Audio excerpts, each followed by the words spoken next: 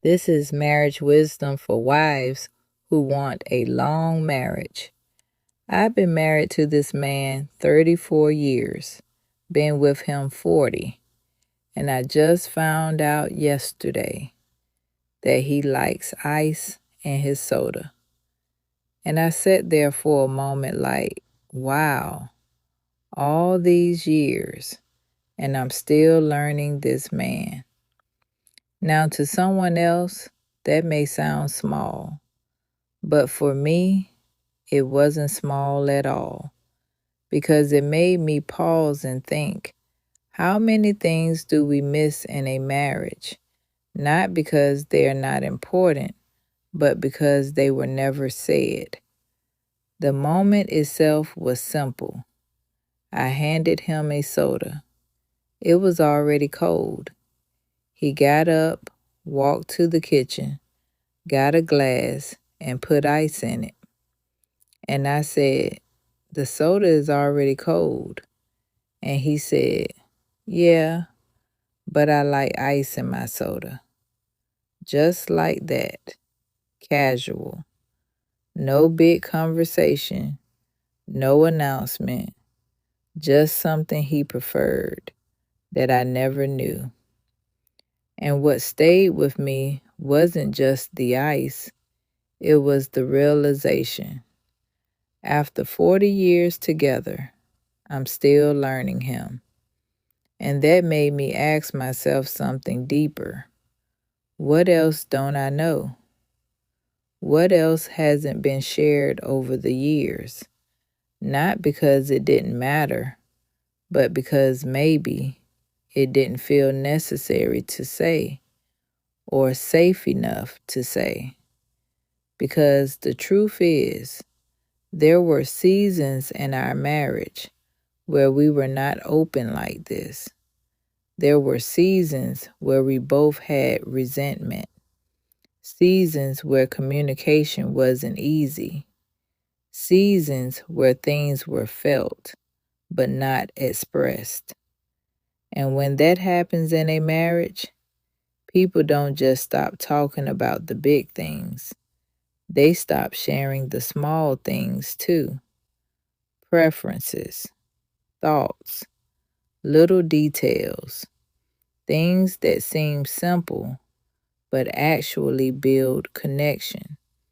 Because those small things are how you learn each other.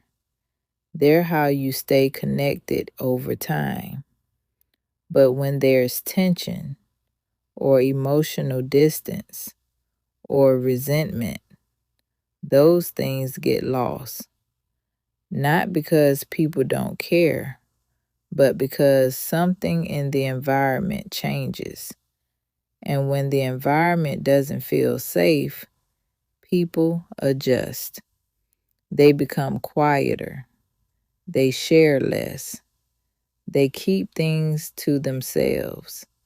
And over time, that creates distance. Even if love is still there, even if the relationship is still intact, something emotional shifts.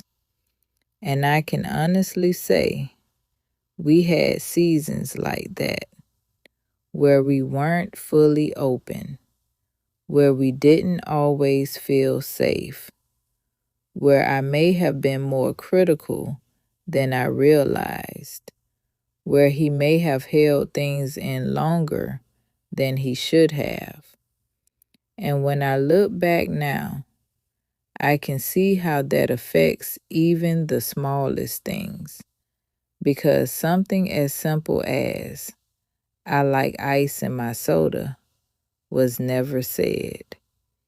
But as we've grown, as we've matured, as we've softened toward each other, things have changed. There's more openness now, more comfort, more safety. And when people feel safe, they start sharing again. Not just the big things, but the small things too. And those small things matter because they're opportunities. Opportunities to learn each other again. Opportunities to reconnect. Opportunities to show care in ways that are intentional. And that's where this becomes more than just a moment. Because now that I know he likes ice in his soda, that becomes something I do intentionally. Not because I have to, but because I know now. And when you know something about your spouse and you choose to act on it, that's care. That's consideration. That's how connection is built in everyday life. It's not always the big gestures, it's the small, thoughtful ones. The ones that say, I see you, I hear you, I remember. And those are the things that protect a marriage over time.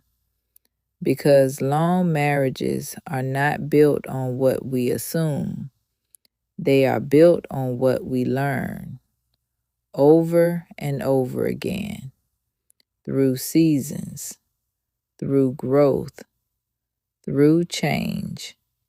Because people change.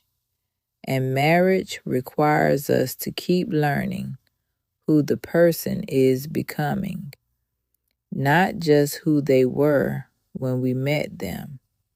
And that's something I'm still learning, even after 40 years. And honestly, that encourages me because it means we're still growing. We're still discovering each other. We're still building something. And that tells me we're not finished. And that is how long marriages are built.